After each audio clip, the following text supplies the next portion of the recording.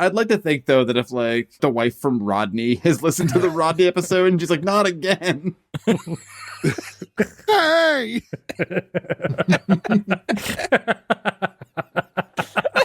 Don't look now. Papa's wife's got her boobs out.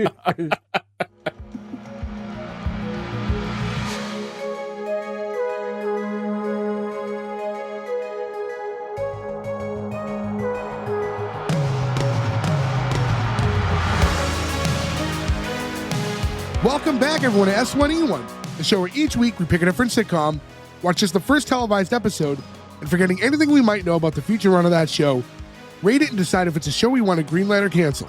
This week we're going to be talking about Come to Papa. Come to Papa went 4 episodes with only 1 season on NBC. Today we're talking about episode 1, which is called The Tire Guy, originally airing June 3rd, 2004. So to get things started, I'm Jay Gags. With me as always, the boys, most of them, Joe, Berg, and Gordo. No Nick this week. What's going on, guys? Hey. Hello. Poor Benny's nipples.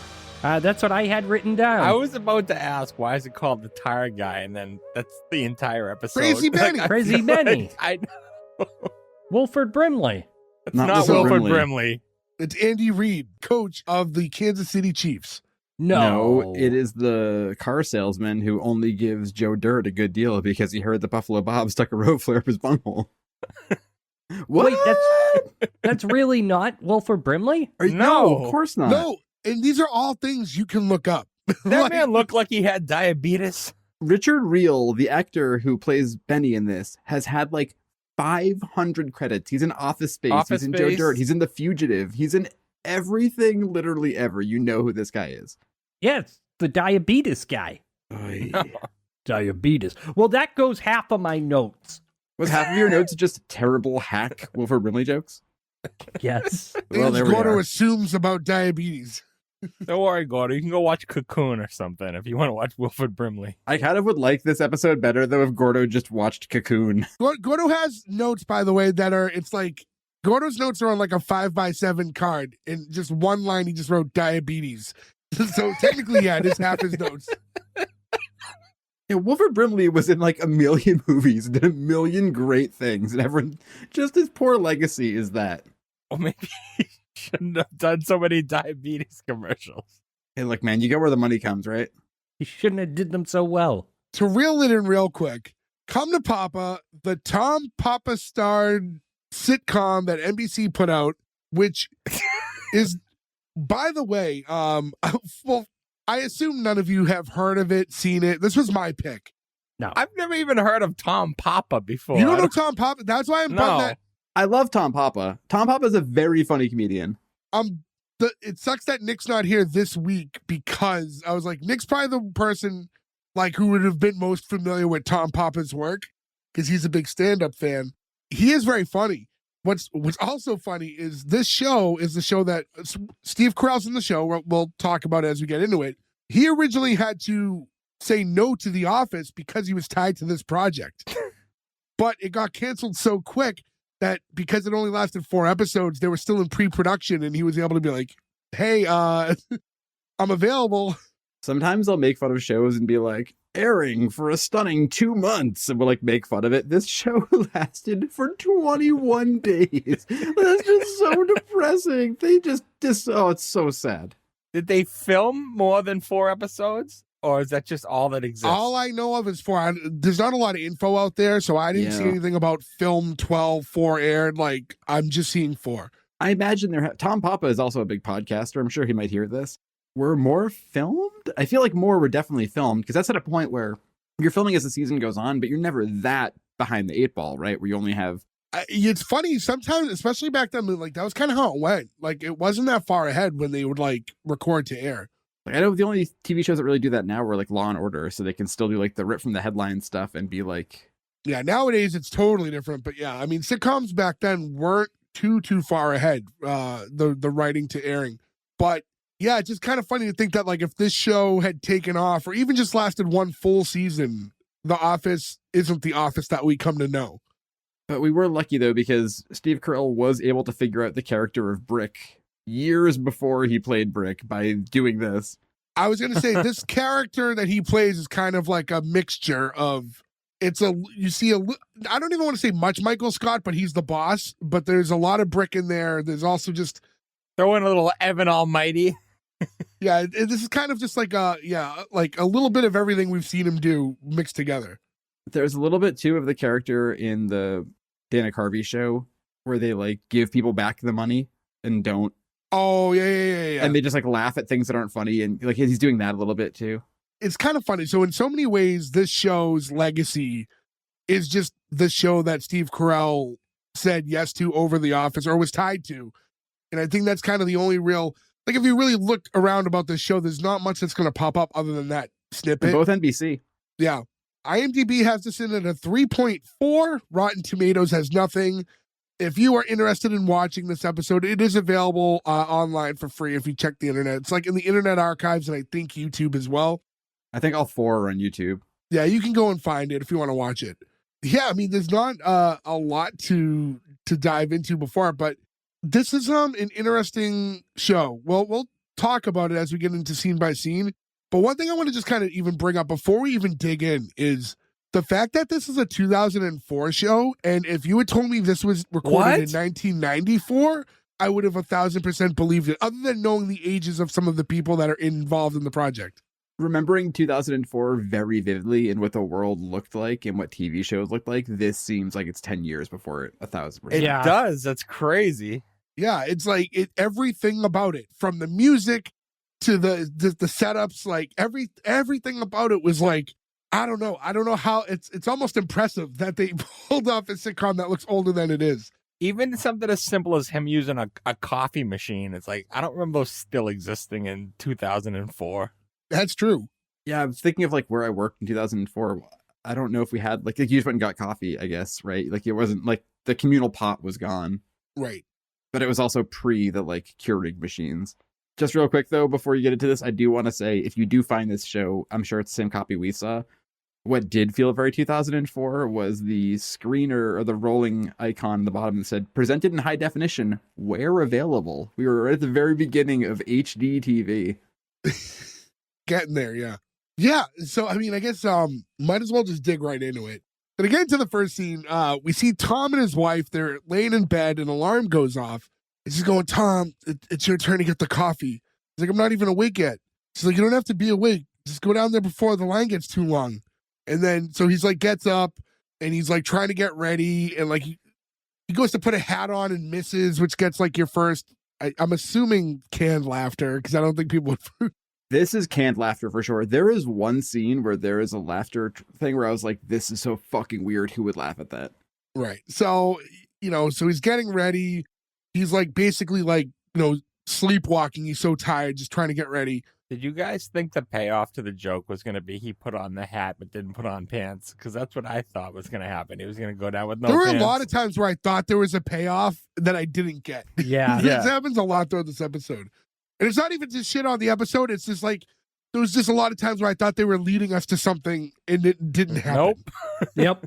I will say this, though. Who sleeps in a long sleeve shirt like that? I don't. I find that weird. I find that very weird. That was my first note here. Maybe he was cold.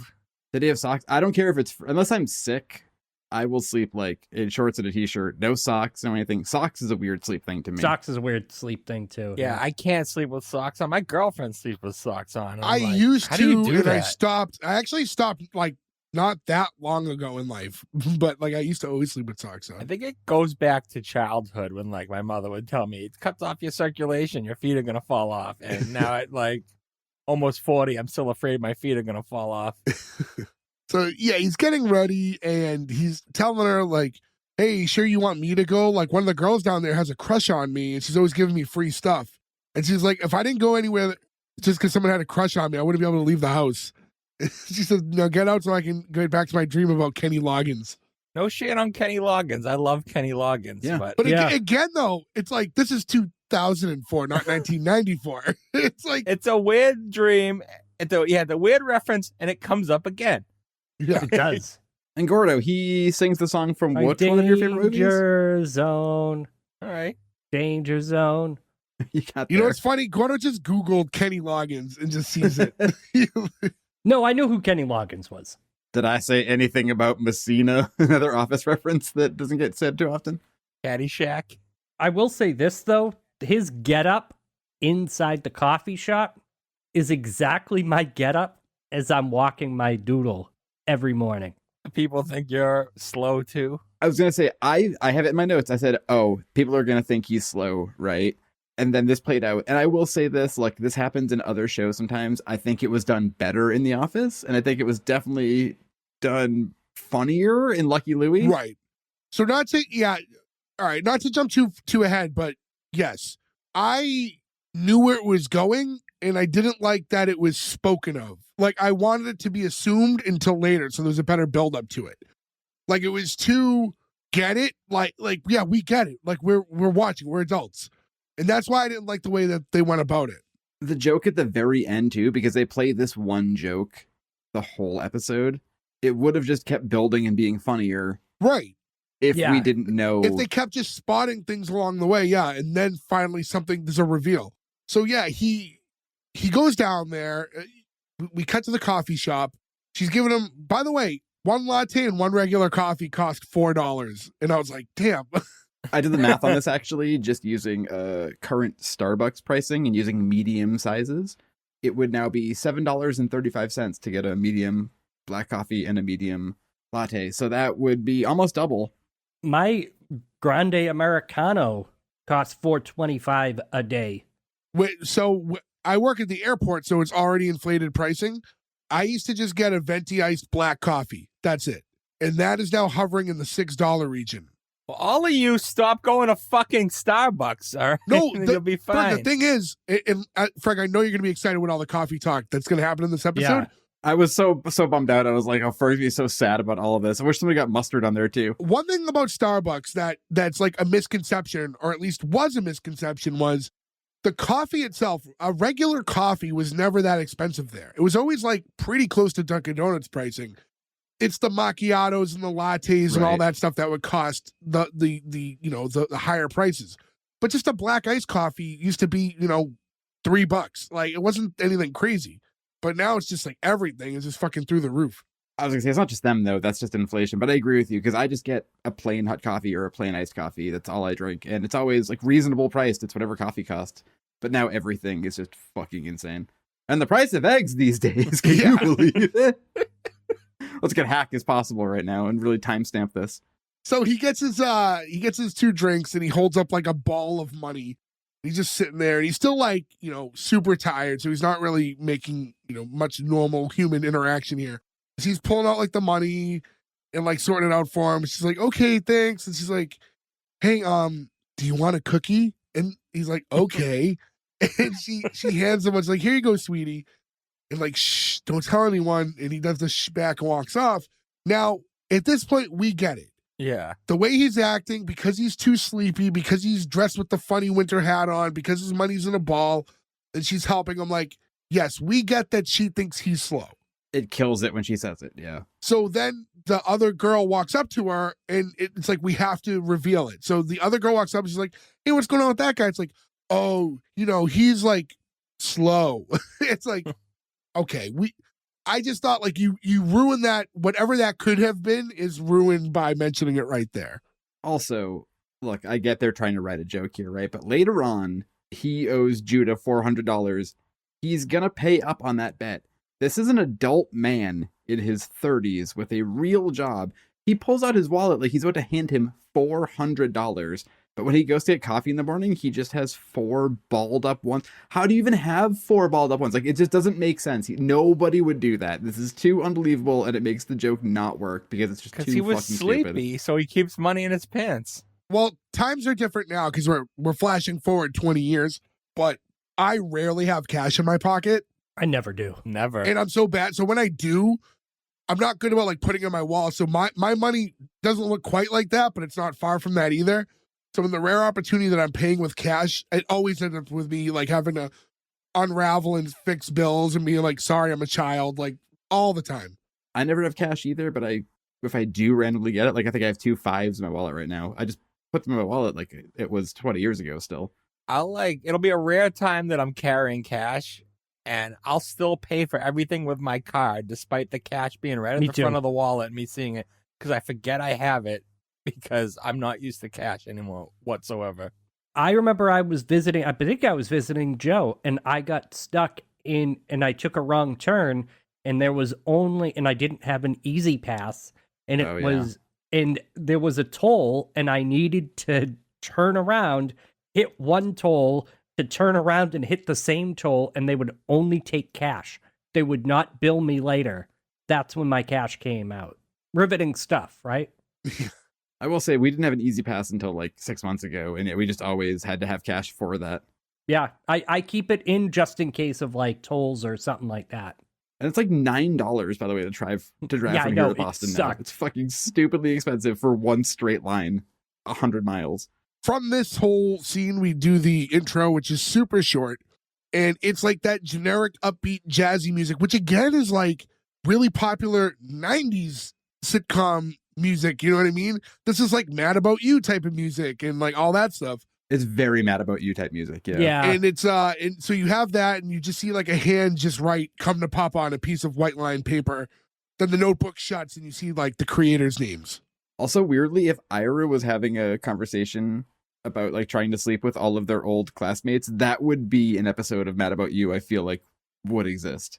Yeah, This paper thing that they do in the intro, that's what they use for all the transitions in this show. yeah, which is like fine. Yeah. But it's almost like, so the whole thing about him is like he wants to get into comedy writing. You know, he works at like a newspaper or something, but like he would like to like work in comedy writing. So I guess like as a writer, I guess you write on paper. So that's what they're doing for all the transition stuff. I will say this though, and like, look, one of my first notes was 20 minutes with a big smile, right? Because the average Me sitcom is too. 22, and sometimes we're at 29. And I was like, this show is at 20 minutes, and every scene has a little interstitial animation, which it might only be a minute in total, but that means this episode's like 19 minutes long. Like, there is not a ton of meat on this bone.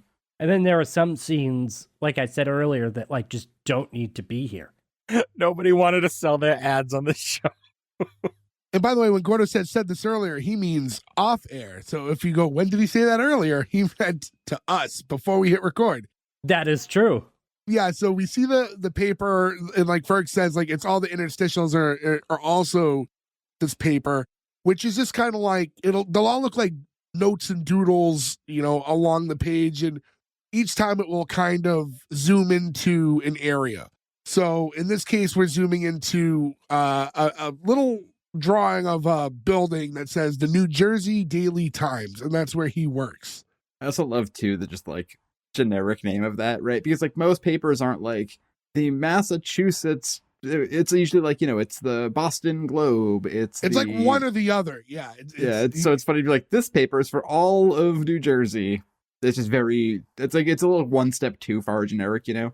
It's enough to, like, they needed one that didn't exist. Yeah. So you need a name that sounded realistic, but isn't real. Even if it was like the Burbank, New Jersey News or something, you'd be like, oh, we know where they are, but it doesn't sound so fake. When we actually see the inside of the office, this is another one where, for those of you listening, to best paint the picture, if you're sitcom savvy, it has a very Drew Carey, Norm style office. It's that big open office, you know, just kind of a big room with a bunch of desks in it. Which is a classic newspaper bullpen, though. Sure. This is where we meet Steve Carell's character, the boss, Blevin. Not Greg Blevin, just fucking Blevin. Blevin. It doesn't specify anywhere if that's his first or last name. So just Blevin, like Kevin with a BL. A mistake plus a Blevin gets you home by 7. Yeah. Clevin. Gordo, you get that, right? Oh, yeah. That is such a deep cut Office reference. Gordo's eyes just glazed over. Yeah, I was totally paying attention. Yeah, Blevin, my favorite. So, yeah, so Blevin is, if you look on IMDb, he's just listed as Blevin. So we don't get enough episodes to find out if he's Mr. Blevin or like Blevin Smith. I like to think that his first name is Blevin. I like to think it because it's the weirder of the two options. Right. No offense if any of our listeners are named Blevin. You ever get Blevin hate mail now? Yeah, find your, you know. What a stupid name. My name's Blevin, and I love you too. How dare this podcast makes fun of everything. Well, luckily, the Blevin merch would be right next to the Bort stuff, so you at least have that going for it. Right behind the Joey Jojo Shabadoo Jr. Joey Jojo, come back. So yeah, Blevin's in there, and he says, Tom, I need you to do a piece about the guy who keeps all those pigeons on his roof. And he's like, nope, can't do that. What else you got? What the fuck is all the pigeon talk here? Like, I know we're going to go through it, but like, this is... Who wrote this? Who wrote the pigeon stuff? Mike the writer Tyson. of the show and creator wrote a lot of episodes of a lot of big sitcoms. So, I mean, they definitely pull... I mean, I don't know if he has a bit about it, but there were a lot of times when Tom would talk where you knew, like, this is directly out of his stand-up. Right. Because just the way he would deliver it, like, it was almost like he was taking a bit straight out of his stand-up and trying to talk to a human about it, but it still felt like a stand-up setup, you know? Even if this is part of Tom Papa's bits at the time, though, this is a bad move. This is a weird fucking thing to hang the whole episode on. Some people don't like pigeons, man. I don't love pigeons either, except for what's Bert's pigeon? Bernice? Bernice is fine. I'm okay with Bernice. Birds aren't real. Pardon? Birds aren't real. He's tried saying this before. I don't know if this is like a thing that the kids say on the internet or something. No. So this is actually... Is this like Lizzie Gordo? Like, do you something else that you're not 40 years old about? Is this Skibbity? No, this is actually something from older than us, a Gen X thing. It was a guy who made a hashtag called birds aren't real, meaning pigeons are not real, and that because nobody has ever seen a baby pigeon before, and that the government uses it as surveillance on people. And you know what? I don't hate that. Have you I've seen never a baby, seen a baby pigeon? I don't hate that, but I hate that everything Gordo says starts with the phrase, there was a hashtag, and I just want to like go take you on a walk through a park someday. Listen, well, how about this? Here's a real pigeon fact for you. Did you know that pigeons used to be domesticated by humans in the Middle Ages, and then we just let them go, and that's why they're in the wild, and that's why they hang out next to us in cities? I did not know that. I have not brushed up my pigeon facts. Did you get that from Tyson? No, I read that somewhere at some point down the road, but... So it's probably not true. Was there a hashtag attached to this comment? Hashtag pigeon facts. Pigeons are real. But they're not. Oh, and there's a baby pigeon. That's not real. Really cute. That's AI art. Come on, Frank. Anyways, That's grok. It kind of looked like an ultrasound, actually. It's very weird. so he's saying, no, I don't want to do this article. He's like, well, wasn't that a direct order? And he's like, I just don't like pigeons. He's like, can I just do something on the guy who owns all the tire stores, Crazy Benny? He's like, why don't you like pigeons? Are you afraid of them? Is it because like they're smarter than you are? And then he's like, Blevin's like laughing to himself. He's like, he's like so happy with his little shots he's taken. And then everyone's just kind of quiet. And it just turns into what I think is just a way to intro you to everybody in the office. But basically everyone there takes turns talking about why they don't like pigeons or something they've heard about pigeons. I'm convinced Steve Carell came into this being like, I'm just going to do a weird Andy Kaufman anti-funny thing. Like, he feels like a serial killer in this. And Steve Carell's such a funny fucking person and was funny before this and is funny after that. There's a few times where he makes me laugh in this. And I think it's also because it's so fucking weird, like artistic performance insanity. It was definitely a thing where as I'm watching, and we talked about this already in the start, there's like this mixture. We see little bits of all these characters he's done before or will do in the future, but I can't figure out Blevin. Like, I can't figure out who he is throughout this whole episode. He's just like, it's all over the place. I feel like Steve Carell is just severely overacting where everyone else is very calm, and it kind of takes me out of it. I know he's doing a character, but I don't know the character. That's the thing. Like, I guess because we're talking about, you know, I brought up Drew Carey, right? You know who Mr. Wick is. You know what I mean? I don't know who Blevin is. Like, and I know it's just one episode, but he's just the way he acts, and he's extreme, and then he's not extreme, and then like he's super stern, and then he's laughing, and it just, I don't know. I don't know. Like, I can't be like, oh, that's something Clevin would say. Like, it doesn't all add up to make like a well-rounded character. It just feels like this is his one big miss. Like, he just didn't know what to do or something. It's like proto Michael Scott. There's pieces of it. A little bit, Like he sure. ironed out like Michael Scott. Like I can see That's it. a great point. Sorry, you froze there in a very funny way. You'll see it back. I hope Yeah. at least, through a video. But you froze in a very very mouth open. Yeah. Gordon was putting a pigeon in his mouth at the time. Yeah. They're not real, so that was the pigeon. No, but that seemed like a proto Michael Scott. Like it's like he worked it out, he ironed it out, and then became the Michael Scott that you all know and love. But it's not as Michael Scott as you think. It's No. like Joe says, I see more Brick in this than I do. I don't know Michael who Scott. Brick is. but- Anchorman. From Anchorman, which His also character came in out Anchorman. this year. Wait, You've you never seen Anchorman? No. At least he's admitting to not seeing it. I'm fine with it. Like, whatever. You didn't say movie, but I feel like that movie just existed everywhere. We all saw it in the theater together. Not Everybody had it on DVD. me. Not me. It was watched in the background, like Nick's basement, a million times. We're hanging out. You were Ferg there quoted for so it many of nonstop those. for years. Ferg basically spoke in Anchorman quotes for like 3 years. Gordo, I will tell you this, and I promise you I'm not steering you wrong. I know you didn't love The Office. You will fucking love Anchorman. Anchorman's one of the funniest movies of all time. I don't know. I don't like Will Ferrell. Well, that's okay because you have a million other characters that are just as Okay. funny. in that Okay. movie. Great, all right. great, All but- right. You'll enjoy it. Trust me. You'll enjoy it. But it's weird also that you don't like Will Ferrell. The fuck is He's that too about? over the top. Like I don't normally like him, but I do like You love Ricky Bobby. Rowan Atkinson. Like that's your favorite. Like your favorite type of comedy is like Very over the top. it's yeah. Monty Python and Rowan Atkinson, and then you think Will Ferrell is too over the top. He can be. He can be. Like I said, like Ricky Bobby. Like I think that movie's really funny. I haven't seen Step Brothers, but I'm sure that's funny. You've never seen God, Step Brothers? Step Brothers is funnier than Anchorman. No, I haven't. Oh man. The Anchorman. Gordo, do you want to come up one day? Come over and stay the night. We'll watch movies all night. Oh, what am I gonna do? Watch it from your porch? You gonna put a TV on the in your kitchen? You've been in my living room. You just haven't been in my boil.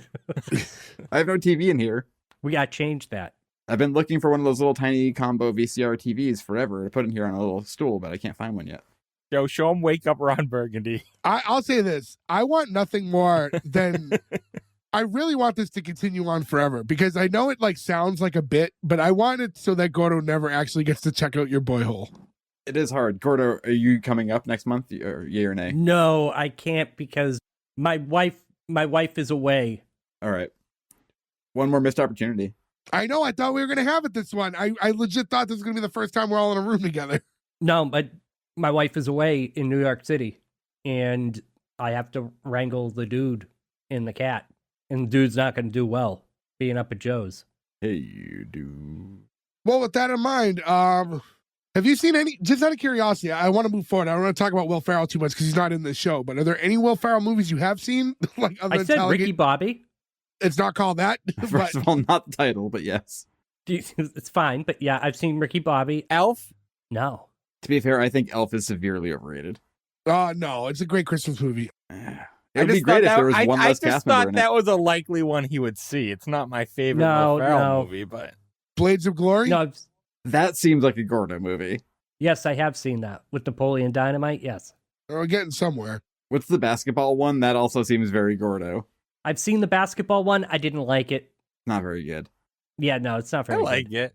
So I've seen a couple. to talk about this show again, after that scene, we got like one of those other transitions. Now we're going somewhere called Jersey Mart. And I think it's supposed to be like Kmart because when we cut to the scene, we see Tom sitting in like, if you remember, Kmart used to have like those little McDonald's. what was it, like the Cafe. eating area? It was like a cafeteria type thing. Before like Target and stuff, you could get like a slice of Pizza Hut pizza. Like the Kmart's always had the little place where you could get like a hot dog or a burger or something like that. Yeah. He's sitting in like that area, and that's when his friend Judah walks up to meet him, who's played by Rob Benedict, who, if you remember, he was the guy in Waiting who couldn't pee. That's why I tracked him immediately. Yeah. It's weird how often waiting comes up on this podcast. I know. Like a number of times. Well, just that movie has like a low-key amazing cast when you look Yeah. back at it. at the time, you were just like, oh, Ryan Reynolds and Anna Faris. But if you look like top to bottom, it's stacked. Yeah. Just no plot. Don't need it. It was a day at work. It was just a work time thing. Yeah, just the plot is that day sucks. Yeah, just the day at work. So he walks up and he's saying to Tom, like, hey, remember Mimi Meyer from high school? Yeah. Like, well, she's getting divorced. He's like, oh, that sucks. He's like, well, yeah, it sucks for you. It's like, pardon? He's like, yeah, don't you remember that bet 16 years ago? You said $400 I couldn't sleep with every girl in our science class. He was like, wait, wasn't there like a time limit? He's like, you didn't specify any time limit. I do like this sidetrack, though, where you make a bet with somebody and they spend almost 20 years working at it, chipping away at the stone. That is kind of a funny thing. Especially like the idea of sleeping with every girl in your science class. You'd imagine that'd be a tough one to pull off that year. Sure. I don't know about you guys. I mean, I think in high school we were all crushing it. We could have done that for sure. Oh, yeah. It's like if he doesn't, he owes him $400, but there's no, if he doesn't do it, he owes him $400. Yeah, there's no quid pro quo in that bet. It's just like, I bet you can't do it. It's like, okay, that's it. There's no like, and if you don't do it, I get the same amount of money or I get to do whatever. Also, I looked up, it would have been 1988, and that bet would have been equivalent to about $1,074. Also, the fact that he's telling Tom how she lives in Boston, so he's going to go meet her for a date that night. And like, they're in New Jersey, so he's just going to drive all the way up there for a date just to fuck this girl. It's only 6 hours. That's a long drive, like in the middle of the day. For $400, though. That's a wake up and drive there in the morning. That's a tough turn and burn. Yeah. So maybe he's taking like the bus or the train. Even then, it's still like, think of how much of your day's burnt. If you're leaving at like, even if, assume it's noontime when they're talking, he's not going to get there till like, takes a bus, he's not going to get there till like 8 o'clock at night. Night's all he needs, you know what I'm saying? Yeah. Get some dinner, spend the night, get that 6 a.m. Funghwa back in the morning. You're in New Jersey by lunchtime. I'm going to get on a Bolt bus. I'm going to IM her the whole time because I can use AIM while I'm on the bus. This is 2004. This is all plausible at the time. I was taking the bus from New York to Boston a lot in 2004. Same, yeah, right on that time. Terrifying experience every time. Well, right around then is like when Bolt Bus and Megabus became a thing. So I used to take like the Peter Pans and Greyhounds and Yeah, I was gonna the say. occasional Funghwa when I had no other options. Lucky Star. But yeah, when Bolt and Megabus came out and you could like plug in your laptop for the ride, I was like, oh, this is amazing. Do you remember when, this is a weird sidetrack, but before they actually got clearances to be at the main terminal at the bus station, the Chinatown bus would pick you up on the side of the road in Chinatown and you just lined up on a corner Yeah. on the street. Yep. It was so fucking crazy. That was, yeah, many a time did that. So he's asking Tom if he wants to go. He's like, what, to watch? He's like, no. And then he's telling him like, hey, remember the guy who owned all those tire stores? He's like, yeah, Crazy Benny. He's like, yeah. He's like, I'm meeting him here. I'm doing a piece on his 25th anniversary. So apparently just saying no to the pigeon thing worked. So he got the article he wanted. They're talking about how his commercials aren't like what they were. They've gotten kind of sad. So he's been Crazy Benny for 25 years, but now he doesn't come off so crazy anymore. It's probably like if we saw Al Caprillion now, he'd be a lot less exciting. I would still be very excited to see Al Caprillion. Like he just talk normal, like, hey, come on, can you do the voice? He's like, yes, high pressure. Like, oh, bummer. Do you think, is he still alive? He is We've still been alive, over yeah. this. He's alive. We've been looked it over up. this. Do you think we could get him as a guest? No, You think? I don't think we could handle. And as a guest, you mean what? What I'm gonna can we email do him. with him? Have him sit with us for 2 hours and talk about fucking Come to Papa? Like, Yes. what do you use him for? I don't want to bother this retired, sad old man who's probably just trying to enjoy his twilight years. Listen, he would probably get he would, yeah. I imagine he would politely decline and say that doing something live with us would be too much high pressure and say that he couldn't do it for his blood. Listen, I'm sure he would love to do it. Al Caprillion, if you were listening, the Winds of New England would love to have you on this podcast. So Crazy Benny does actually walk up here and he goes to sit down with them. And it's not Wilford Brimley. It's not. It's not. Yes, it's not. So when Benny first shows up, that's when Judah's like, hey, can I have an autograph? He's like, sure. He's like, but just so you know, it's not going to be worth anything on eBay. He's like, oh. He's just like, it's like, oh, never mind. Like, he could have just like, out of courtesy, got that autograph. But I would have got it. and he's just like, yeah, people just aren't as into Crazy Benny these days. He's like, what happened? He's like, I don't know. He's like, I'm still crazy. I'm still slashing prices and doing all this stuff. And they're like, look, you don't even believe that anymore. He's like, you don't believe you're crazy.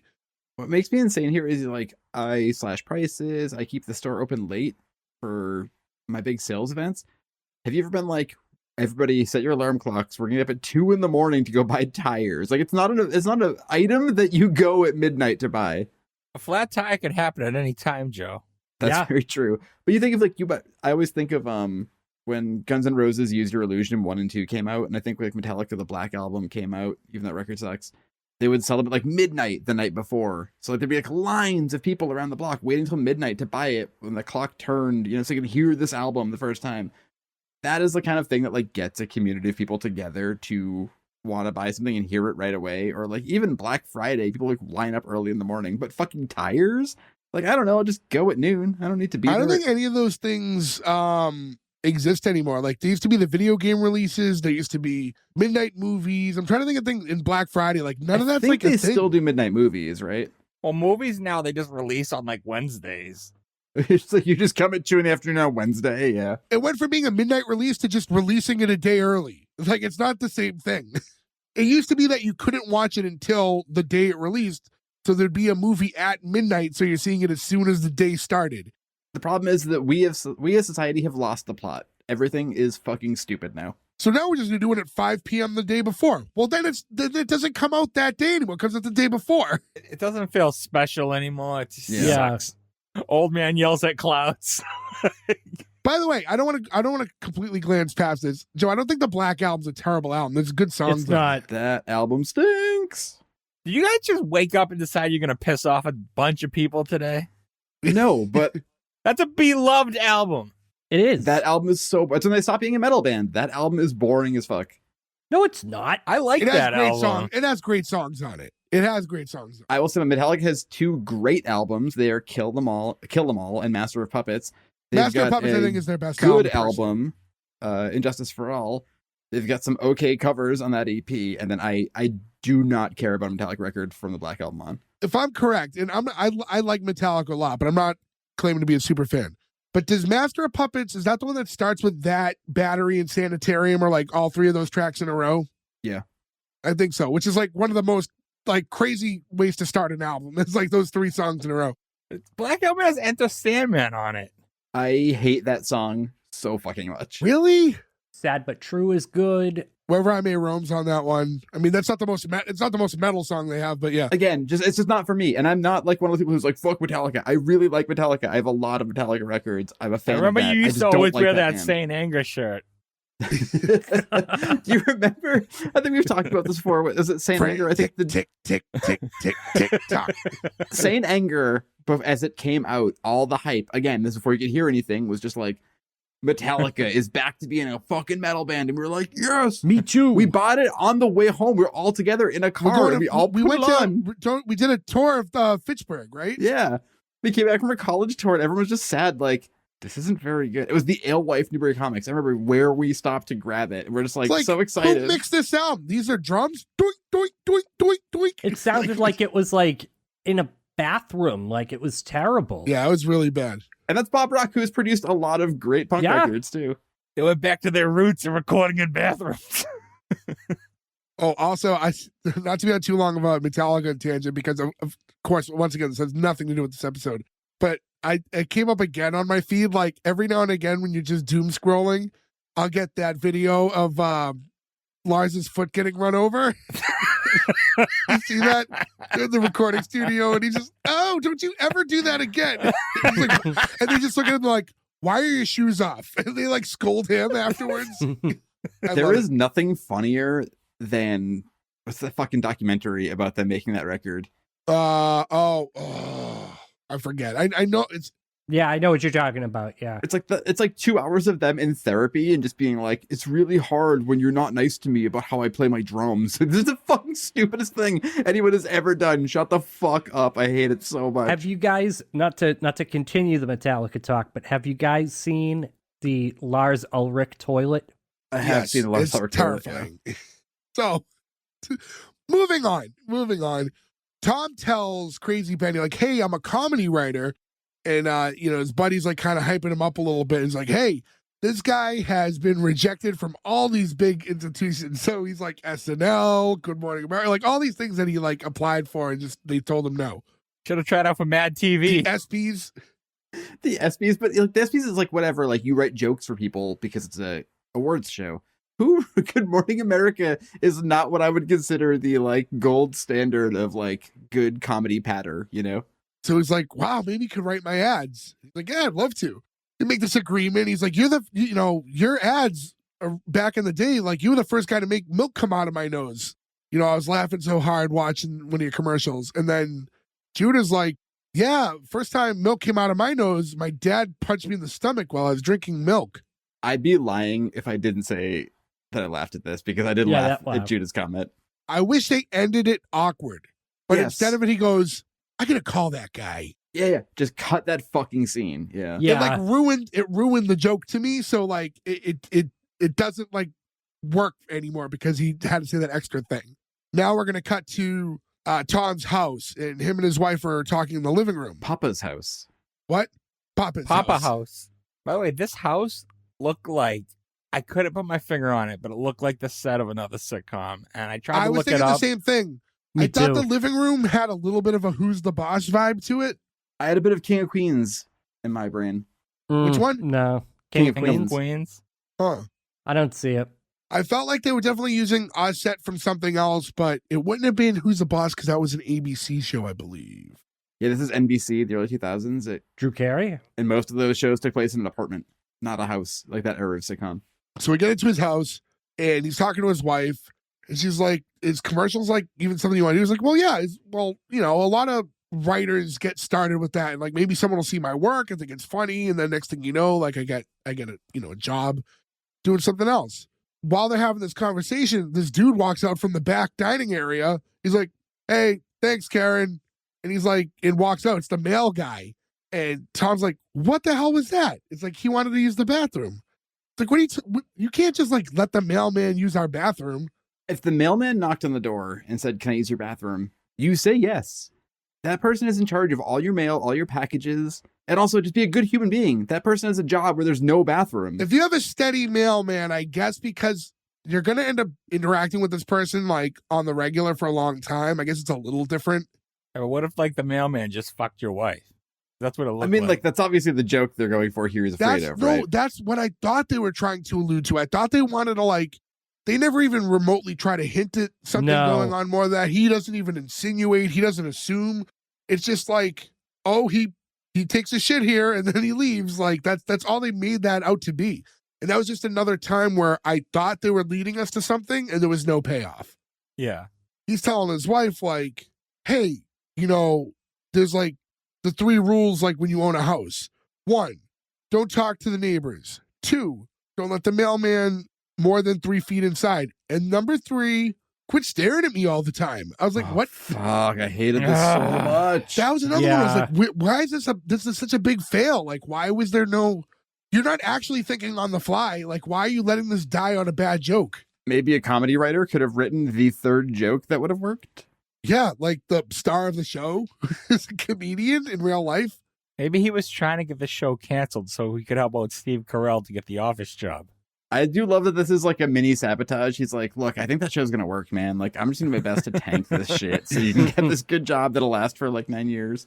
So, yeah, I don't know. I didn't really like how that joke hit.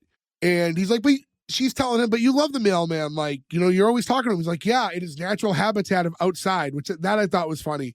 And this is another time where like all his dialogue at this point about waving to neighbors and stuff felt like he just ripped this out of his stand-up. And yeah, he's talking to his wife, but he's not having normal conversation. It sounds like he's just delivering a joke. See, to me, this was like a Seinfeld plot if Seinfeld wasn't funny. Yeah, okay, I could see that. You can't let the mailman in the house. It's like 3 feet is the barrier. Yeah, for sure. And that would have worked. Like Elaine or his girlfriend keeps letting him in. Like that's funny, but they play this thing out too 3 times as well. They hit these jokes too many times. He's like, listen, I need you to practice talking to the mailman next time this comes up. And then he stands on the stool because the mailman, by the way, is John Salley, who was in the NBA. He's 6'11". So he was a huge dude. He's a very, very tall man. He has a hard time getting out the door of this house. Yeah. Yeah, shoot 6'11". And so he's going, hey, it's me, the mailman. Can I use your bathroom? And she goes, no, sorry, Kenny Loggins is in there. So the callback to Kenny Loggins. Don't get it. I do look. Kenny Loggins was a handsome man. He had like the dusky long hair and the beard and everything. But like, is your fantasy that Kenny Loggins is now shitting in our bathroom? This is another what is follow-up. happening in this show? No, that's what she calls her shit, and she's leaving a floater. So anyways, All right, that was where Gordo interjects himself for the next 5 minutes. This is another lead into a dead joke though too, where she goes, that's weird. I thought I had a dream about Kenny Loggins. Oh, he says that rather. I'm sorry. Yeah, he says it. And then she goes, no, that was me. And he goes, oh, thank God. For a minute there, I thought I had to kill myself. Oh, real? So if you have a dream about Kenny Loggins, that warrants killing yourself? Yeah, because you're in the danger zone. What if it was Footloose? And Fancy Free? What if it was his mama don't dance and his daddy don't rock and roll? Caddyshack. I just wanted to join in. Also, yeah, this seems like a weird like gay panic joke for 2004. Seems too late for that. Was that what it is? Was the it's being a sexual dream? I think that was that's what I gauged the joke as. Like, I had a dream about Kenny Loggins and I was into it. So now I'm gay and I have to kill myself. Like, it read as gay panic to me. Now we're cutting to Crazy Benny's, like the actual tire shop. And we see Tom talking to Benny, who's like sitting at his desk. He's like, listen, like, here's what we're doing for the first ad. You have to slash prices 50%. He's like, 50%? That is crazy. He's like, and then you got to tell people if you find prices lower anywhere else, you're going to let them have a date with your daughter. It's Bernice. And you cut over and you just see her like holding a tire and falling down into other tires. I thought the way that that this was shot, it looked like she was in a fat suit, and it made me laugh even more. And then I just realized it was just very low res, and I did not have HD at that time. Oh, so you're just body shaming, you piece of shit. No, I'm making fun of the fat quality. Fat girls are funny. She looked like she was in a fat suit. And then you realize that was her actual fat body. She's not a heavy woman either. She's wearing big clothes. No. That's why I was like, what is going on? And I thought that was the joke. That's okay, Gordo. The Nutty Professor's hilarious. Thank you. So's Norbit. No, it's not. So after the bit of her like falling into the tires, we cut back to Tom's work. And Judah walks in to talk to Tom. Does Judah work there? I'm not sure if he's just visiting his friend or what. He just shows up everywhere, right? He's just no matter what. Yeah. Whether it's at the Jersey Mart or Tom's house or Tom's work, he just walks up at any given time and feels very comfortable doing so. That's like a sitcom thing, though. Think of how many times Oswald and Lewis showed up at Drew Carey's work. That's true. Didn't they work there, though? No.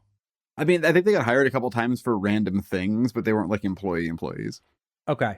It's kind of crazy. We've talked about Drew Carey so much, not just this episode, but, over the last 4 years. And we still have 300. Now that it's streaming, it might have to be 300. It'll take 2 more years we'll talk about this later. But so he walks up and he's going, all right, we did it. Got all 8. He's like, you just left. He's like, don't underestimate my charm. He's like, well, I was thinking about this bet. There was actually 9 girls in the class. He was like, who am I missing? It's like, Miss Tuman. The teacher? Well, yeah, if you're going to be technical on the time, I'm going to be technical too. He's like, all right. He's like, whatever. So he's down. So now he has to track down Miss Tuman. I feel like they should have made her much older when you finally see her. Yeah. They go like, she's 59. You're like, look, again, I know I'm not the person to start fighting against that battle, but like 59 is not an old person to me. If any one of you were like, I had sex with a 59-year-old, I'm like, okay, like that wouldn't track as like crazy. Well, it's weird because they're I can't completely clock the age, but I'm guessing Tom Papa here is probably a few years younger than we are right now. And this is also at the time where everybody looked old. Not really, though, because it's not that long ago. It's 2004. 21 years ago. But I mean, Tom Papa. I would gauge that when they made the bet, they were seniors in high school. And that was, what did they say, 16 years ago? He's 56 now. So he was 35 at the time. Yeah, exactly what I thought. A few years younger than we are right now. A 35-year-old sleeping with a 59-year-old is not that weird. Well, that's the thing. So you figure at the time that they were in class, she was probably like barely, like 40, like 40, 41 when they had her as a teacher. It's not, it does, the visual when you meet her isn't as like optically funny as you want it to be, but we'll get into that. You needed full grandma, and you just got like slightly older lady. This is not to bring up The Office again. This happens with Dwight's babysitter thing too, where like the woman just isn't old enough to make the joke work. So now this bet's made. Judah leaves. As he's walking out of the office, the two girls from the coffee shop earlier walk in to do a coffee delivery, which makes no sense. It makes no sense for this little mom and pop coffee shop to do hand delivery. Nope, you go to get pick up coffee. They don't deliver. Listen, if they could start catering, they could, and if they're right there. You think it's a cafe that does catering? Also, we don't know how far away they were. I'm assuming within half a block from Tom's apartment. I'm just saying, as somebody who's worked that type of thing, that's not that out there. You would be surprised how many small places do catering like that. You would be surprised. But this isn't catering. This is like showing up with 3 coffees. Somebody ordered it. But it's not a big enough delivery that a small place like that would take their few employees out of the office to deliver. Okay. All right. Single cups of coffee. You go down and pick up. So you send somebody on a coffee run. Yeah. So whatever, but they're trying to keep up with this joke and interject these girls back into the story. So they show up and they have like a coffee delivery and everyone's like, ooh, coffee. And they see Tom sitting there like, oh, look, Tom has a job. He's so sweet. Hi, Tom. And he goes, hello. And it's like, his hello is very funny though. Like he does start playing into it. It was very funny, but the thing was, it works for the joke that they think he's slow, but it doesn't work with his character because he doesn't act like that. You know what I mean? So it just he should be a quick-witted comedy writer. Right. No, but it's the obliviousness of it. It just, again, it's like they're trying to work this joke in, but it's not. It does, like the character, it doesn't sync up for him to do it. They should have had him just get bad news or something, so he's down. So when he answers like hi, something like, just a reason for him to. It's just little things. It's just those little things that make everything weave together. It's you have the points you want to make and the jokes you want to hit, and it's just a matter of like finding clever ways to tie it all in. And that's the stuff that like differentiates like good from bad shows, is the ability to do that kind of stuff. I was going to say, this feels like something Seinfeld would do, but would do it better. I bring it up before, and I give them all the credit in the world because I always go back to them, but I feel like when you have someone like a Tina Fey, a Mindy Kaling, who actually, I think just got her star on the Walk of Fame like 2 days ago. Yes. Though, like, if Tina Fey puts something in an episode, there's gonna be a payoff for it, for sure. You know what I mean? These things, they set things up, and they either force the joke in with the, later on, or it just goes to nowhere. So that's just kind of what we see a lot of in this episode. But yeah, so they show up. Tom acts out of character just to play into this idea that they think he's slow. The girls, like from afar, they're talking to Blevin, and they're like, "Oh, it's so great that he has a job." He's like, "Yeah." He's like, "Not if I had a choice." And like basically the way the conversation's going is, they're under the understanding that he's slow. He doesn't know that they think that, and he just doesn't like Tom. So he's just kind of going like, oh, he's like, he thinks he's so smart. You think he'd be smarter with that big head of his, and all these little things where he's just ripping into him, to the point where these girls are finally like, you know what? You don't get to have coffee. They just take his coffee. Like, we're not going to serve you guys anymore. I thought that was funny. But this was the start of him saying how much he likes just black coffee. Yeah. Which is the running joke throughout the rest of the episode. Dumbest storyline of all time. And also, like, look, I don't live in anywhere near as populous as New Jersey, but I could throw a tennis ball and hit 5 places I could walk to and be like, could I have a cup of black coffee? And they'd be like, okay. Like, the no weirdness. Like, you're in fucking New Jersey. And he's also like, yeah, you guys can't say, no, you guys are the only guys who have good coffee around here. And they take off. So now we've created our side story for the day, which is going to be Blevin looking for black coffee. Until then, we cut back to Crazy Benny's, and we're checking up. Like, now it's the new commercials have started airing, so we're kind of seeing like, has this worked? And we're seeing there's an uptick in business. Tom walks in, he's like, hey, Bernice, like, been on any dates yet? And she goes, I think I'm pregnant, and walks off. The funniest line of the entire episode. She I was gonna fucking say the same. nails this delivery so hard. So he's talking to Benny. He's like, oh, this is great. Like, the ads are working. It's like, yeah, people think I'm crazy again. And he's thinking, like, how about this for the next one? Like, I beat a guy with a tire. He's like, it's just, this was, again, like, I know we're nitpicky here, but, like, Tom's like, well, I don't think we can actually hurt people. But, like, what if, like, you do something to hurt yourself? It's like, well, in fairness, in a commercial, you don't have to actually beat them with the tire. You can just act it. You know what I mean? Wouldn't it make more sense, though, to say beat him with a tire iron? Yes, that would make a lot more sense. He's not selling tire irons. He's selling tires.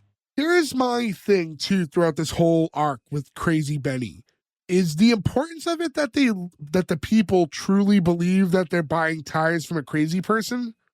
No, this is like a classic thing. This is like The Wiz or Our prices are insane. But that's the thing. Like all the Yeah. New York characters in the 70s, like, it's crazy Benny's disco stereo store. They're crazy because their prices are low. That's the Right. gimmick. So I think it's built up in a way that what's important is that the commercials are good. That's what's driving customers in, was entertaining commercials. But in Benny's head, it's important that people believe that he's legitimately crazy. Which, like, he doesn't seem to understand that part of it.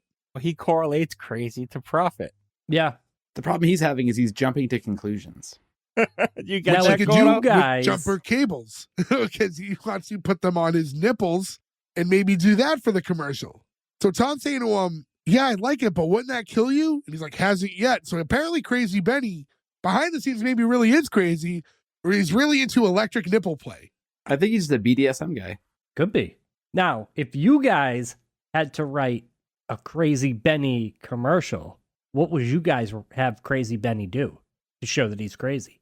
I would stack up a bunch of tires really high up to the roof of the building and do that commercial like the one Philip Seymour Hoffman did for the mattress place. Falls off the car. where it have Crazy Benny try to jump off the roof and land comfortably onto the tires, only to bounce off and fall to the ground. I love that. If only he could have bounced more softly on heroin. Oh, Aw. thanks.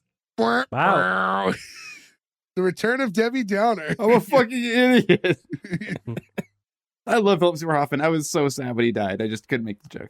Rain dance.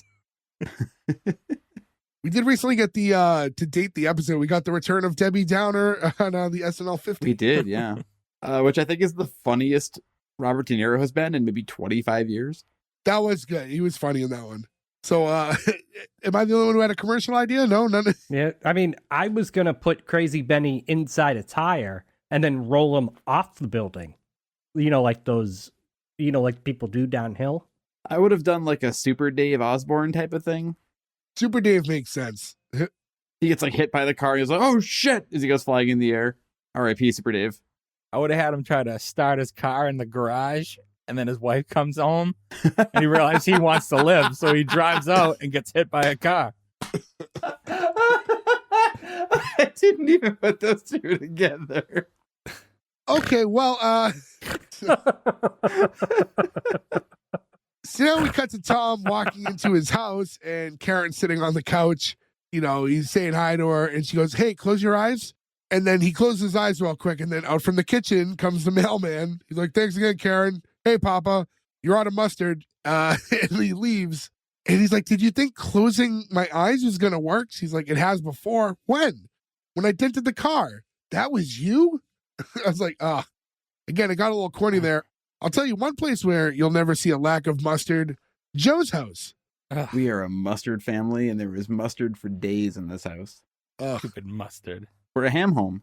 Not a mustard guy. We've talked about it so many times. I don't want to bring it up again, but I'm just saying you're missing out on the beauty of ham with mustard. Oh, we have coffee talk and now mustard talk. We're getting all the hits today. We're getting all the classics in. Somebody mentioned chicken parm quick before the podcast explodes. Anything else? Are we play? Is this one of those episodes like a look back episode? We don't have time to record, so we're just doing all the old clips. Quick, Gordo, say who's Boner. Who's Boner? Computron wants to know who Boner is. For all you people who've been around since 2021. Is that like episode 3, maybe? Yeah, it's early. Yeah, on. that's an old one. Yeah, R.I.P. an oldie Boner. but a goodie. No extends here. We're gonna talk about Frank Thomas and his boner pills. Yeah. Get it? Who's boner? Boner pills? Boom, full circle. Tom's asking his wife, "Hey, why'd you let him in again?" It's like, well, I wasn't going to at first, and then he gave me this, and it's just like this big juicer. But it's like it was the neighbors. It was like a package that's supposed to. It's not like he got them a gift. He's just stealing packages and leaving them with you. That's a federal crime, by the way. That's federal crime. Forget that. What if now? Luckily, we know Tom doesn't like to like entertain and talk to his neighbors. But imagine having them over one day and them going, "That's weird. That's the same juicer we tried buying, and it never showed up." And that's when you go, wow, we have good taste. This was supposed to be a joke. This just made me angry. I was like, those poor people. Also, I will say this, though. Ever used a juicer before? It is Yes. not fucking worth it. You buy like No. $50 worth of fruit and vegetables, and you make it takes such a a lot more fucking than mess. you think. Yeah. There's so much cleanup, and you get like 4 ounces of juice. Like it's not. My dad wanted one for Christmas a couple years ago, so I got him one. Recently, he texted like me and my brother. He's like, "Hey, either of you want my juicer? I'm gonna get rid of it." And I'm like, "The one I got you for Christmas?" He's like, "Yeah, I don't use it." I'm like, "Well, fuck it, I bought it. Yeah, I'll take it."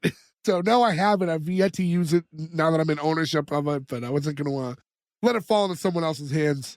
The worst part is that the blade inside of it is like a big spiked circle that is almost impossible to clean without cutting yourself open. Oh, I can imagine. And it's like Yeah. covered in pulp and stuff. It's sticky, right? So you get like lime pulp on it. Like you can't just spray that down. You have Can't to you just really like scrub run? at Can't it. you just run it and drop hot water in it or something? I've used them like once or twice, like industrial juicers, and they're just no fun. I seen Gremlins. I don't want a juicer. You liking the juice? Squeezing the juice, man. I think you threw in a really old SNL reference to This episode's off the rails. I mean, we're looking for anything to talk about. Luckily, I assume this is not one of those shows where like you're gonna hear us for the first time. So it's not like you're like, what the fuck's wrong with these guys? At this point, you know what's wrong with us. I'd like to think though that if like Homeboy from Waiting or Tom Papa listen, they're just like, yeah, that makes sense. Or like the wife from Rodney has listened to the Rodney episode and she's like, not again. Hey,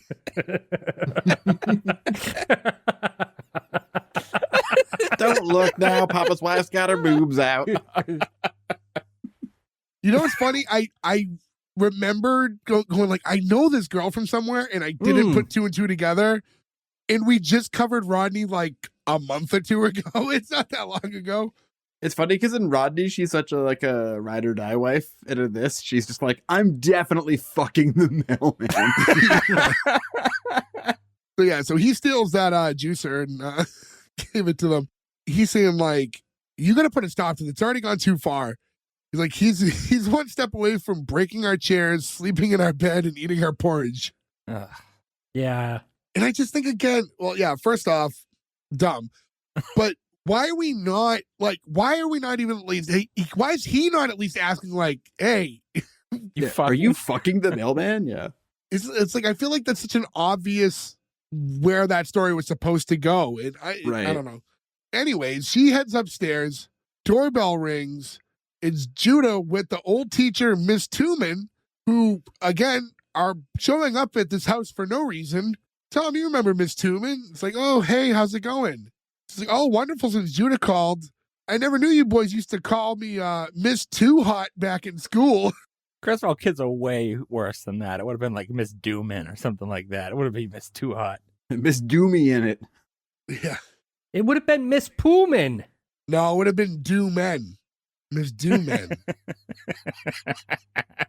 Or Pullman. You. Oh, pool man. Yeah. Miss Poolman. She's gonna scrub all the barnacles out of this thing. But yeah, so again, I don't understand other than for sitcom story purposes why you would have brought her to his house. In middle of the day, which I think it's too sunny out. I can't tell what time of year it is. I don't know, but everyone seems to be doing radically weird things at radically different times of the day. And then the two of them just sit right on the couch and turn the TV. It's like, hey, is this one of your Crazy Benny ads? And then we just like hear the voice from the television. And And apparently, Crazy Benny's tire has been burning for an hour, and they suspect that Benny himself is the one who did it, so he's being arrested and taken into custody because of suspicion of arson. Tire fire is also notoriously one of the hardest fires to put out. Have you ever set a tire on fire? I haven't personally, no, because I come from a firefighter family, and I was always terrified of knowing how long it takes for a tire fire to go out. So I don't want to get into specifics, but a friend of ours, when we were younger, used to have a cabin up in your neck of the woods. So when we'd go up there, his dad every now and again would throw a tire on the fire, which is super, you can't do that. So I'm going to leave names out of this. And yeah, not legal. if you set a tire on a fire, like it's gigantic and also emits so much poison into the air. I always thought there was maybe like one little hole in the ozone right over their cabin. But USA. Yeah. So a whole tire shop on fire. Oh my God. First off, like the smell. Yeah, the smell alone would be terrible. I mean, think of when they explode the garage in Roadhouse. That fire is never going out. Yeah. I don't understand why arrest him. It's like, oh, we were filming a commercial and something went wrong and a fire started. It's not like automatically this was arson. Yeah, it doesn't make sense for him to set, unless he was like trying to collect insurance money. There's no reason for him to set his own place on fire. But it's also too short to figure that out. It's a police investigation and an arson investigation. They wouldn't arrest him the day of the building being on fire and be like, we know you did this. Like, that's not how that works either. Unless he was saying, I'm crazy Benny, doing crazy Benny things. You still investigate.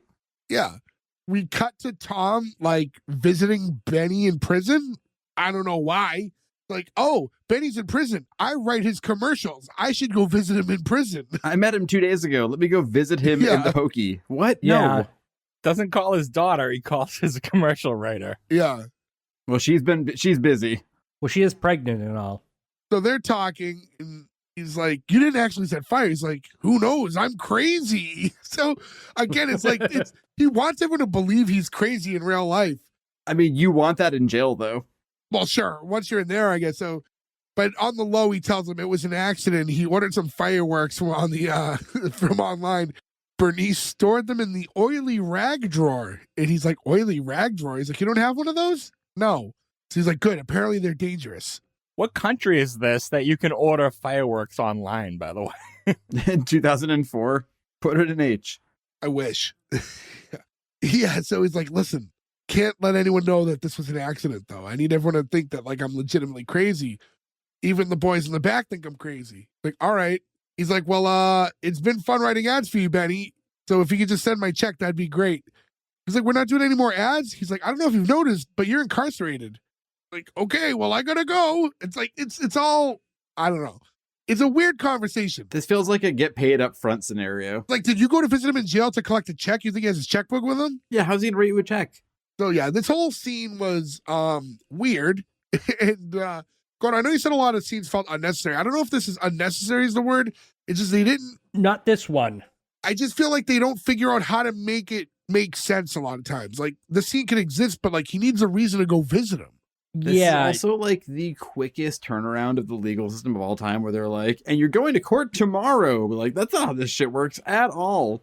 Yeah, it would be his arraignment. Yeah, going to trial tomorrow is a thing, but maybe not he could have got a arraignment. call too, like before we even get to the trial, like of the, hey, you're his emergency contact that he left or whatever. Like there has to be something. It's like, what'd you use me for? He's like, we you're the found last your number in called. the smoldering wreckage or yeah, something. like I had your card in my pocket. It was the only number I had. Like something I'm crazy. Well, the cops call, but you're the only one he'll talk to. It's just little things to make things make sense. Like it's just little lines that weren't being used here. But he leaves. Now we're going to cut to Blevin, who's trying out a new coffee spot. This is a 1988 SNL sketch that goes on for like a minute too long. This is fucking bananas.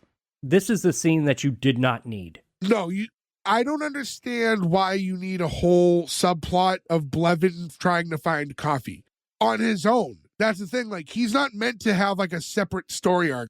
He's someone he's the boss in the office. He shouldn't be solo shots. But we have him at this other coffee place now. And he's like, hey, I just want a black coffee. He's like, all right, here you go. Thanks. He's like, oh, there's milk in this. I wanted it black. He's like, no milk? He's like, yeah, just black. He's like, it's better with milk. He's like, yeah, but I want it without milk, just black. He's like, okay, here you go. 1 black coffee, no milk. Like, no milk? No. And he goes, I put just a little bit of milk in it. He's like, ugh. Ha ha ha. So he's like, okay, I want it, please. Can I have a coffee, black, no milk? Like, okay. Just coffee. All right. Nothing else. Great. Gives him his coffee. As Blevin's walking in, he goes, I put just a little bit of milk in the bottom. And then Blevin spits it back into the cup and like throws the coffee out as he leaves. Also never paid. So I understand and fully I'm on board with why Blevin's pissed off. I get it. Sure. I also drink black coffee. But unless you do something to establish that he either has a lactose thing or like a strong aversion to milk, it doesn't make sense for him to be like this, like, you put a drop of milk in this coffee, I'm throwing it out. Like, most people just go, whatever, I'll drink this one. Okay, so I'll disagree there because I like black coffee as well, right? And I'll always say black.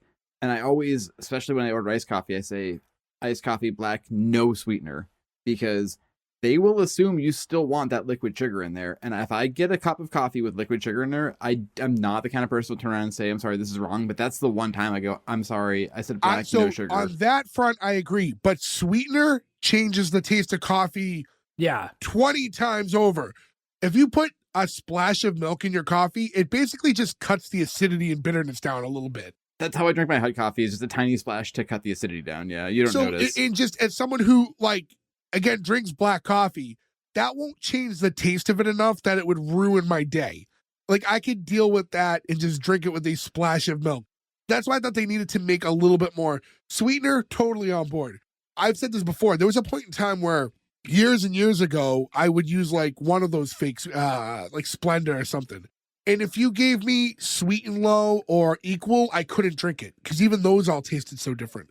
But milk, a splash of milk too, like just a little bit, like where he didn't even notice it when he looked at it because milk is a visual. He shouldn't have had to spit it out if he didn't notice it in that first sip.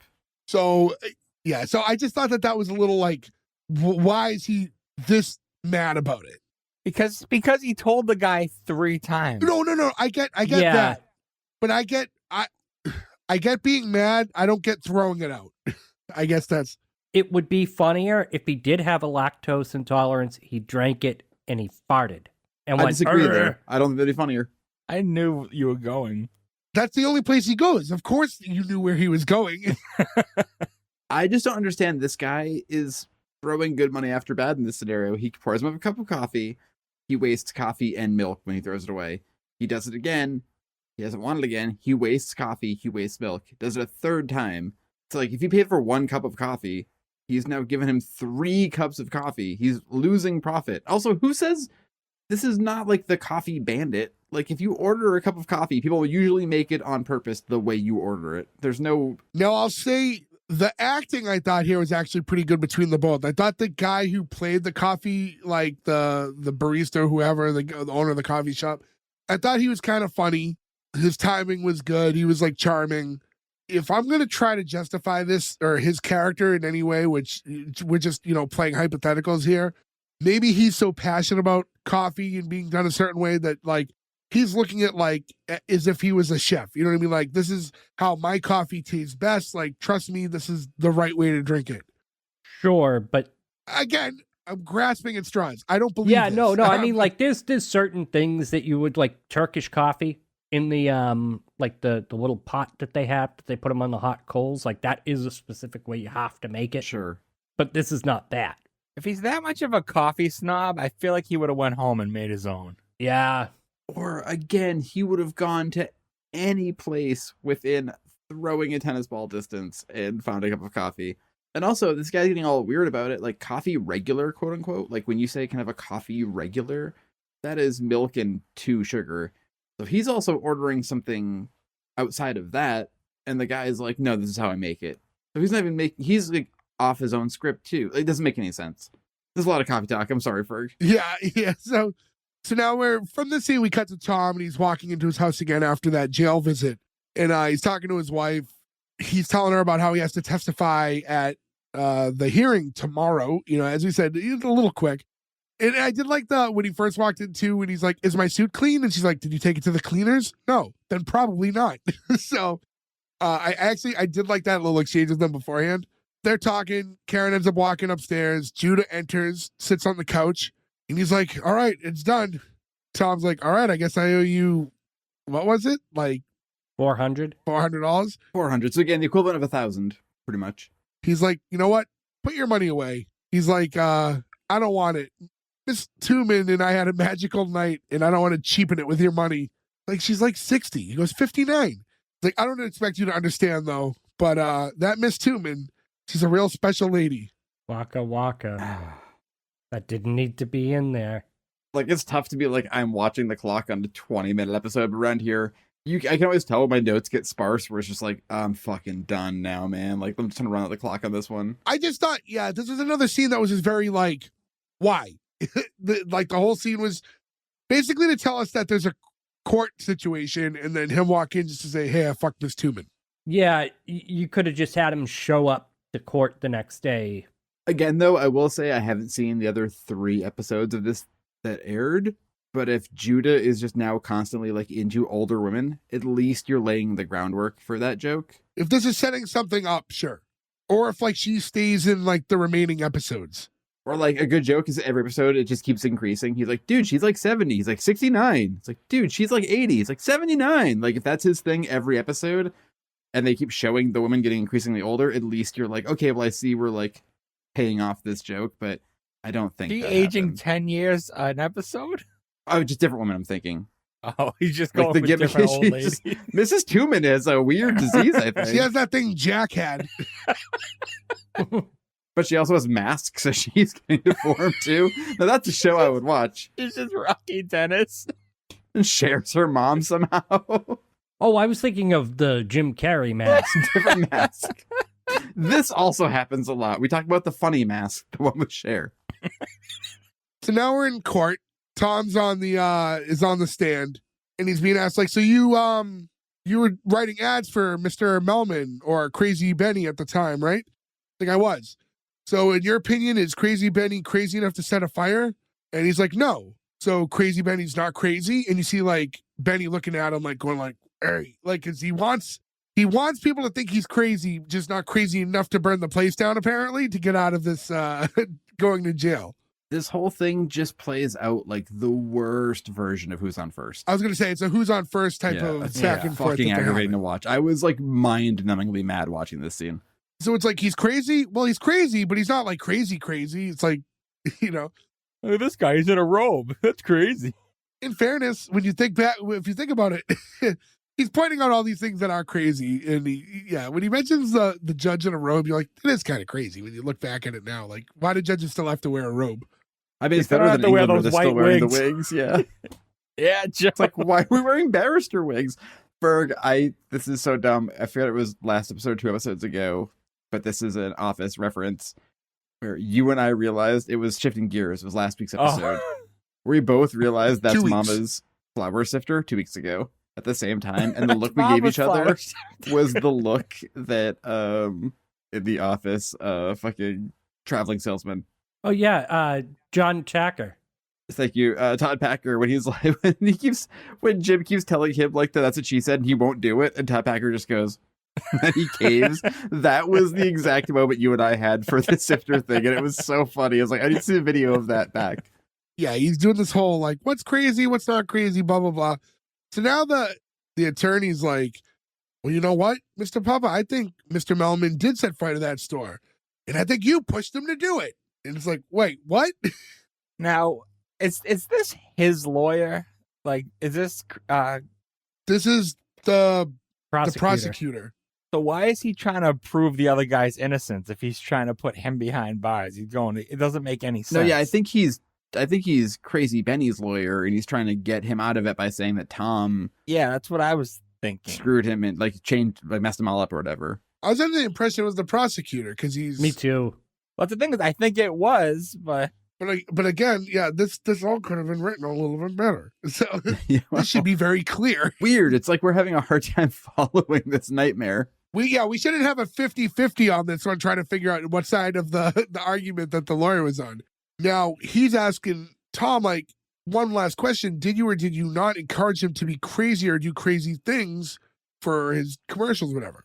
And before he can answer that, the two girls from the coffee shop show up again to deliver coffee to the courtroom in the middle. As often happens in the middle of a trial in a courtroom, the coffee delivery shows up.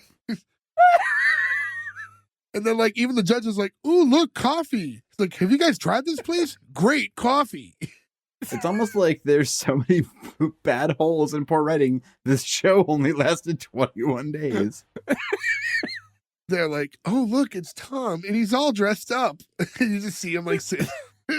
This would have been so much, because this is pretty funny. Like, their reaction to all of this and his... If they held the reveal, yeah. Right, if they held the reveal, this would have been such a funny fucking moment to, like, build up to. Like, if the wife finally was... if she was sitting there and finally got jealous because she's like, oh, this is that girl that keeps flirting with you. Right. Like, flirting with them, like... something like that, yeah. That would have been how that should have all unveiled itself towards the end, or a possible option, at least. It's like, what's he doing here? And then she, like, goes up to the judge and, like, whispers to him. He goes, oh, well, that makes sense. Why didn't someone tell me? So he's like, you can head off. You don't have to sit through this anymore. Like, thanks for participating. Like, you did a great job. Also, like, legality-wise, you would have to, like, on the record be like, we're letting this person leave the bench because he's no longer... Literally, people will go to murder trials that will last 6 months, and they'll be like, I'm crazy, so you can't put me in jail. And they'll spend millions of dollars defending that. This guy's just like, nah, he can't handle it. He's gone. Well, again, that would be a funny reveal that they have to say, and this guy is special. And then you can get the realization from Tom, and it's funny. Or you get it from his wife, and he doesn't get it, and he's like, I am special. Yeah. There's ways to make this all should funny. have been a build-up, yeah. You know what the worst part about this show is? That's how it happens. You roll your eyes. When we go back talking about it and hearing it out loud from, like, a person's voice, it's fucking hilarious, and I'm cracking up. Like, I'm just... I'm sure the writer's room were, like, laughing so hard as they, like, pitched all this and did it, and then it just falls so fucking flat. Honestly, I just think, like, a lot of this episode, we're picking it apart, and listen, there's a reason it went 4 episodes. I don't hate this show. I think it was just fine-tuning the script. I think that's such an important thing. That if there's anything we've learned now doing this 200 plus times, it's like how, like, little tweaks and refining things, and, like, how much that has a major impact on a story, and just, like, taking a step back and looking at it once you're done. Like, don't be focused on the scene you're writing, but now let's read the whole thing now that it's done, and let's see if this all works out. Who edited this? You know what I mean? Like, that's the other thing too. Like, there's a last line of defense, which is usually, like, the editor being like, hey, this thing doesn't fucking come together. Like, this doesn't really fucking work. That's probably why we have the 20-minute cut.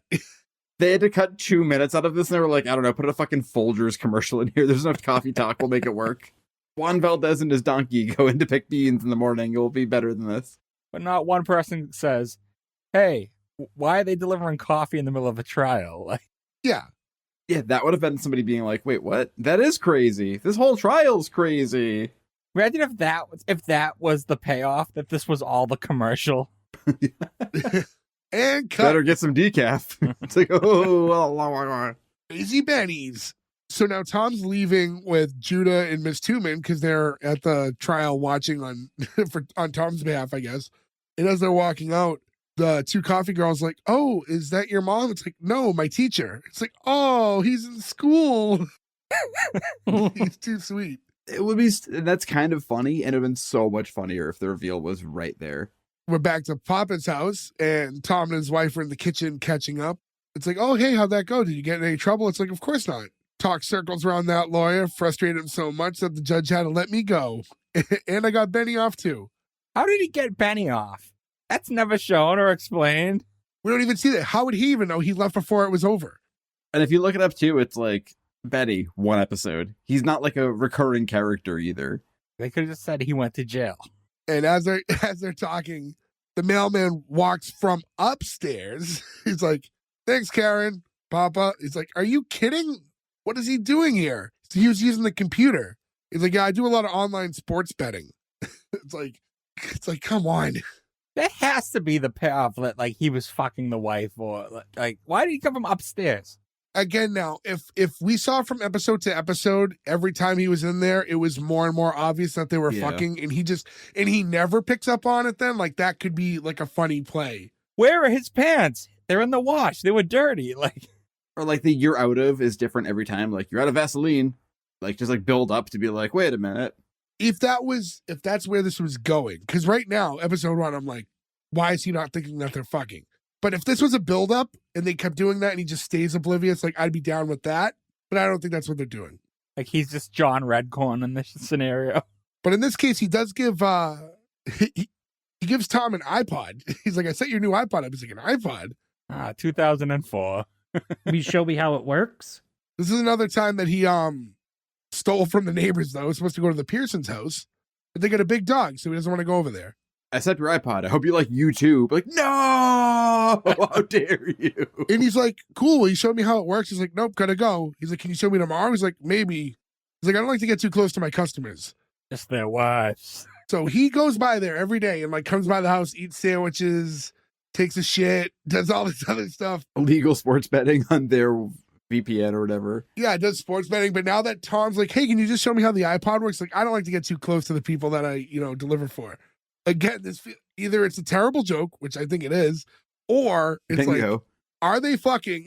Because why is it that when he wants you to do something, now you're like, oh, this is kind of weird for us to talk like this.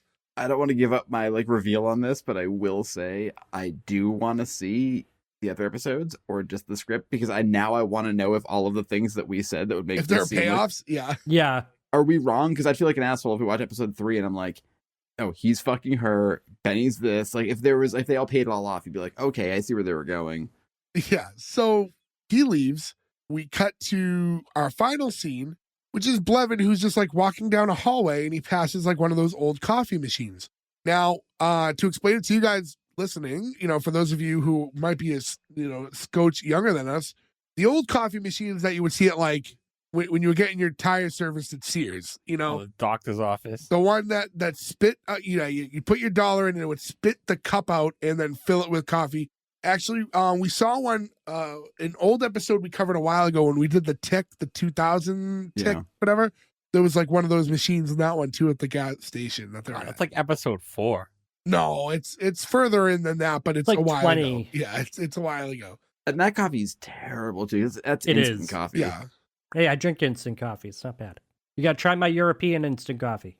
I'll try your European one, but every crystallized Folgers style instant coffee I've ever had has been bad. Ferg, you haven't been adding much to any of these coffee conversations we're having. Ew. Yeah. Thank you. That was enough. So we see Blevin walk up. He's like, oh, thank God, finally. And he sticks like a buck in this machine and it spits out the coffee. And then right after, just boop, a little bit of milk at the end. And he's like near in tears. And that's how the episode ends. I didn't not laugh at this because Steve Carell is so funny. But if they cut out all the other coffee things and he was just mad that his coffee, like, I don't think you needed the milk thing to know. Him just be crying at the end would be funny enough to end the episode. I just think it's odd that they gave this an entire subplot of just him looking for a coffee. I have to think that they were like, look, we've got somebody as funny as Steve Carell. We can't waste him. We have to give him something for the episode. And it just was kind of a swing and a miss. And he makes the best of it that he can because he is himself is funny in all of the coffee scenarios. It just doesn't need to fucking be there. Without this subplot, it would have been a 10-minute episode. The whole episode was 20 minutes total. Oh my God, I've been so happy if this was a 10-minute episode. It definitely needed some refining. Blevin is not a character that I fully grasp who he is, but it's episode 1. Yeah, there's not a ton of info on this show because, again, it didn't even last a full month. We covered it. It's, again, other than like the mention of the iPod, if you told me this was a show from 1994, like, again, take out the fact that I know who Steve Carell is and Tom Papa and people like that. Everything about this feels older. And it's just so bizarre to me that this is a 2004 show.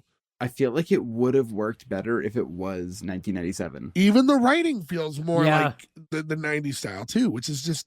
If we watched this and it was from 97, we'd be giving it way more leeway, I think. I think so. I don't know about that. I don't know about that. Oh, you still want things to be clever and like tie in, but it is weird. And it's one of those things that because we watch so many shows of all different years, you know, like we just recently did Shifting Gears, and you know, we got one coming up pretty soon that's a lot older. Actually, we just did My Mother the Car last week. So look at the 2 car shows back to back that were like, you know, 60 years apart or something like that. Yeah. So doing all different eras, like we definitely like accustomed to that a little bit. But I'm watching this whole show with like 90s brain, not 2004 brain. Like it's like fooling me the whole time I'm watching it. Yeah, but even then, there were good shows from the 90s. Sure, but you still watch with a slightly different lens, I feel like. Or at least I do. But yeah, that's the whole episode. I mean, I don't know if there's anything else you guys want to add. There's not a ton on it, so we'll get into the Green Lantern cancel. So with that being said, obviously Nick is not here. If we're in a tie situation, you will be able to see what his vote is on our social medias, which I definitely forgot to plug in the beginning of the episode. That's S1E1pod.com. I'll take you to all those. So check our Instagram. Yeah, so we will we'll do the Green Lantern cancels starting with Cordo. So in my notes, I have pros, 20 minutes. It was kind of funny. Cons, lots of scenes that didn't need to be there. Lots of work that needs to be done. This is a cancel. It's a 10-minute episode. Realistically, like, you didn't need Steve Carell. You didn't need scene 6 after the Steve Carell girls coffee shop. You didn't need scene 11. You didn't need scene 9. It just was poorly written, poorly acted. Outside of Steve Carell, that's gonna be a no from me. So that's a cancel. Ferg. Yeah, this show went 4 episodes, and it was for a reason. I definitely agree with them for canceling it, so I'm also going to cancel it. Sad about it is there was parts of this show that made me laugh. There's a lot of potential. It was just lazy. Everything was lazy. They didn't think of, oh, why are the coffee girls showing up here, here, and here? It doesn't make any sense. They don't bring up, why, hey, are you fucking the mailman? It's just, there's so many holes in this show that just, it could have worked and it doesn't. And it angers me that they took that lazy road, because I think this show did have potential, but I just got to cancel it. It's a bad show because of those reasons. Joe. You know, when you watch a show or a movie and it's about like a band, you can tell they're clearly not playing guitar. You're like, whatever. They're playing drums. They're kind of just like fucking faking it or whatever. And you're like, well, you know what? I'm not mad at it because they're not musicians. Like, they're actors. They're doing their best. You can't give leeway to a show about a comedy writer written by comedy writers that isn't funny. Like, that's your job. That's what you do. You're funny comedy writers. If they made the character be something else, I feel like you could be like, well, okay, sure. Like, but it's just so on the nose to be like, and these are all funny people. I like everybody in this cast. I'm a fan of all of them.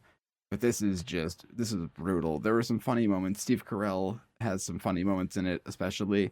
Obviously, the historical piece of it is we're glad it didn't take, so that we got him as Michael Scott. And I don't think we ever got Tom Papa in another sitcom, which is a shame, because I think he could be good in the right context. But yeah, this is a cancel. This was not a fun watch. So I think Tom Papa might be best served as a second than the lead, but this one's weird. So I think this episode has a million holes in it, but I'm still leaning towards greenlighting, which just because listen, I've ripped this show apart with you guys the whole time, but like Ferg, you said too, there's pieces there that I feel like the bones of a show could be there, and like I'm interested enough to be like, all right, well, let's see where this is going. Maybe they'll find their footing. I was entertained enough. Like, I think it could have been so much better, obviously, which I think is the frustrating part. And I think that's a lot of us ripping into this one is because we see how much potential it has. It's not just that the show's like awful, it's that the show is so close to being great, and it's not. And it's frustrating. And I don't know, I think with the cast, if you flesh out some of these characters, and just like it's these little things that'll just help tie stuff in, make scenes make sense. And yeah, I don't know. There was just enough there for me. It has nothing to do with being my pick, because I've never seen the show before in my life. So I have no connection to it emotionally. But I'm going to give it the pass. Doesn't matter, though, because the three of you have already all canceled it. So even my score, Nick's, don't matter. So I'm sorry to come to Papa, but much like NBC, we are going to give you the cancel, and that's it for you. So I want to thank everyone who listened. Again, S1E1pod.com is where you can go to find all our links to our social medias and everywhere where you can listen to us. Rate, review, subscribe anywhere where you can. If you leave reviews, that does a lot for us for algorithm purposes, and that stuff all means a super lot to us. So thank you. And then, on X or Instagram, shoot us a message. Let us know shows you want us to cover. There are plenty of shows like this that just are forgotten. So, we don't know all of them. So, point us in the direction. Maybe there's some shows you want us to do that you think we may never catch. Daddy-o. Yeah, so with that in mind, thank you to everybody. We'll catch you again next week. Thank you. Goodbye. I think we got the best Metallica albums before the Black Album came out.